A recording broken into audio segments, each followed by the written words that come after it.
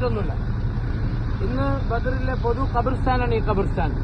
ഇതിന്റെ ഉള്ളിൽ ബദർ യുദ്ധത്തിൽ ഷഹീദായ എത്ര ആളാണ് ബദർ യുദ്ധത്തിൽ ഷഹീദായത് അറിയോ? 313 ആള് മരിച്ചിട്ടില്ല. എത്ര ആള് മരിച്ചത്? 14 ആള് മാത്രം മരിച്ചത്. എത്ര ആള്? ബദറിൽ ഷഹീദായത് 14 ആള് മാത്രം. ആ 14 ആളെ പേര് വലിയ മാർബിൾ ഫലകത്തില് അപ്പുറം സർക്കിളിൽ എഴുതി വെച്ചിട്ട് നമുക്കത് വായിക്കാൻ പറ്റും. അവരെ അടക്കം ചെയ്ത ഖബർസ്ഥാനാണ് ഈ ഖബർസ്ഥാൻ. ഇസ്ലാമിൽ ആദ്യത്തെ യുദ്ധമാണ് ബദർ. മക്കയിൽ യുദ്ധം ഉണ്ടായിട്ടില്ല. മക്കയിൽ നബിതങ്ങൾക്ക് കഷ്ടപ്പാടും പ്രയാസമുള്ള കുറെ ഉണ്ടായി. പക്ഷെ യുദ്ധം ചെയ്യാനുള്ള അനുവാദം ഉണ്ടായിട്ടില്ല. മക്ക വിട്ട് മദീന വന്ന് മദീനയിലും റസൂലിനെ സ്വസ്ഥമായി ജീവിക്കാൻ മക്കാർ സമ്മതിക്കുന്നില്ല. മദീന അറ്റാക്ക് ചെയ്യാൻ വേണ്ടിയിട്ട് അവർ വരികയാണ്. ആ വിവരമറിഞ്ഞ അള്ളാഹു റസൂലിനോട് പറഞ്ഞു വഴിയിൽ വെച്ചവരെ തടയണം. അങ്ങനെയാണ് ഇവിടുന്ന് തടയുകയും അവസാനം ഒരു യുദ്ധത്തിൽ അത് അവസാനിക്കുകയും ചെയ്തത്.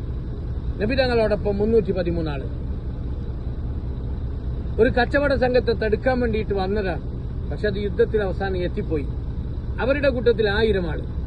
ഒരിക്കലും ജയിക്കാൻ സാധ്യത ഉണ്ടായിരുന്നില്ല.